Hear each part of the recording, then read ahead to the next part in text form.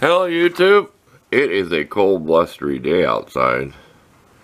30 degrees. We have 30 mile an hour wind gusts. We got missed by the snow, so we're lucky with that. See how bad this is right here? We tried the sanding drum right in here,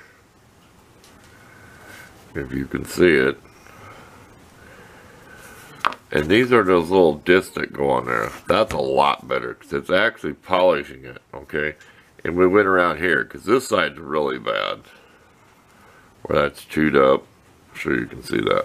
And there's the really bad spot.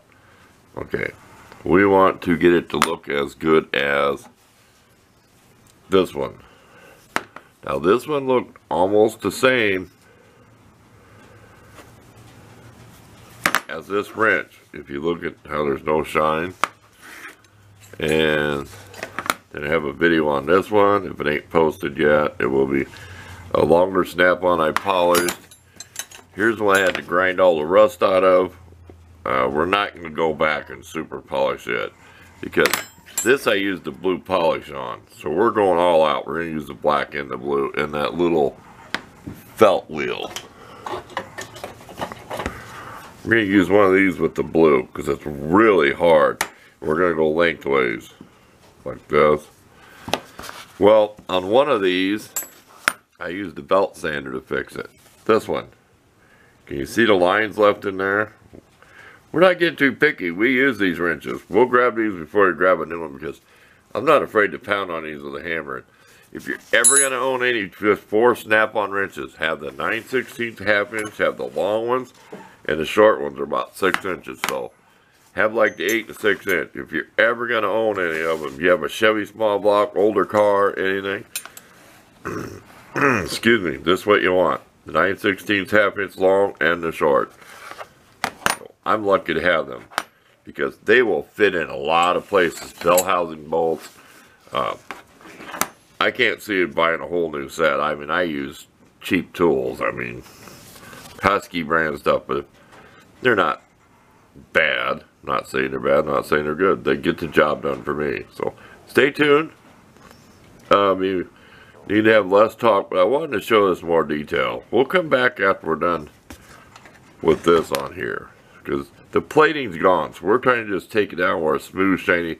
Then when we buff it, polish it, you won't be able to tell it. So stay tuned. We'll come back in a couple little steps, like maybe after the black polish and then after the blue. This, we think we can polish it up with the little disc thing. I think that, see that little orange light? That could be my low light thing. Tell me I don't need no flash or whatever it is. That thing will come on when you're videoing this, shouldn't it? It should only come on with a picture. But stay tuned. Enough yak about that. We don't want these to be too long of videos. Okay, after we sand it with our little sanding disc, okay, show them lines, we took the emery wheel. These are rubbery. It will flex. I ain't gonna flex it correct, but it is rubbery. I'm sure it came in. Hold on, bear with me. It came in this kit. Only got one of them.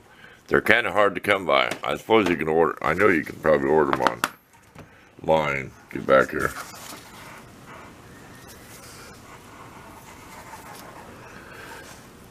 That's after using it. It takes out the lines you get from the, see? It take out those lines. Remember now, we're going to polish this with polishing compound, but the shinier we can get it now, the more it's going to polish. In that rough edge, we took the sander part to it. You can hardly tell what side was worse. It was this one. You can tell I sanded it, but it's really rough. Now the inside, you can do whatever you want. You can take, I don't want to wear it down, but you can take some kind of brush or something on the inside. See how that leaves marks too? With the sanding thing, no matter what direction. You can tell I went 2 different directions. I went like this way here, and then this way here on these. So we're going to do the same thing with those, which we started doing on one of these sides. See it? We started doing on this side. That side's just a sanding disc. This is with the low emery.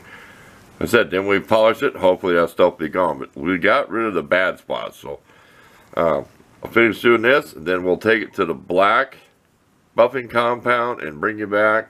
And then we'll show you with the blue. The blue is what's been giving me the really good shine. So stay tuned. I don't want this to be too long. We want to show all the tools and stuff we're using to do this. Okay, I did it with the black polish. This one right here. If that's all I had, I'd be happy. But see how it gets kind of foggy in places? But that's my repair. That's where I sanded and ground. You're not going to get rid of all of it. I think I did take a before picture that direction. And then our other spot was really hard to tell where it was. Down on this end.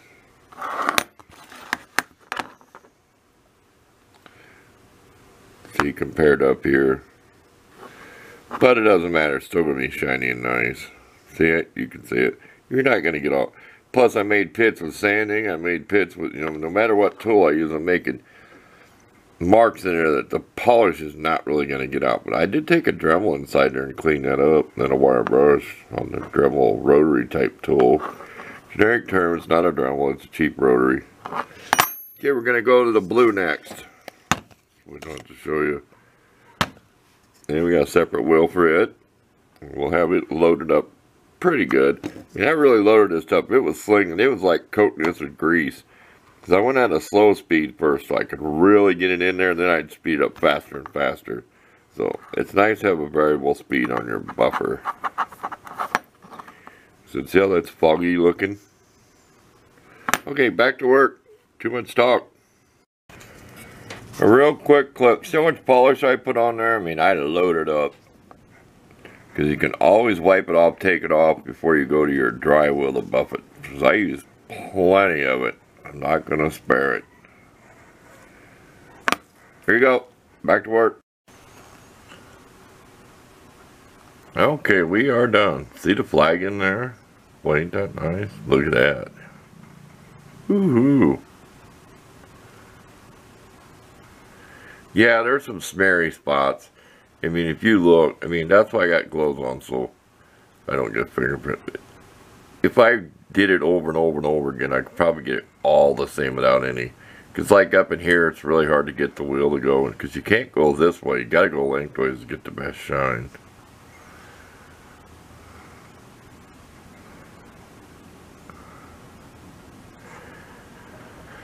That's the best I can get for a mirrored finish. We'll take a couple of pictures of it.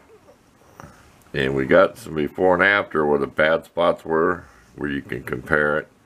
Said you're not going to get rid of all of it. It's an old wrench. It's going to get thrown right back in the toolbox and get used, but at least it'll feel better when you grab it. I mean, it's not new, but so my little collection's complete.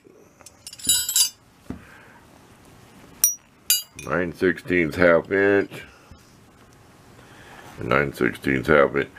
I could go back and redo this, make this better. It was so beat up and pitted that I really don't want to mess with it. There, we got a nice, complete for me. This is all I need of this company, like I said, because they're nice and slim. They fit in places. You reach down on spots. So as far as I'm concerned, about the only other one I'd want is maybe a 5/8. 5/8 one to fit in somewhere, but this is what I used years ago. I would have wanted these, something like this to get in a tight spot on the older 50s, 60s, 70s cars. There you go. That's it. Can't remember what wrench I just finished. See, it all becomes a blur. There it is. Thanks for watching.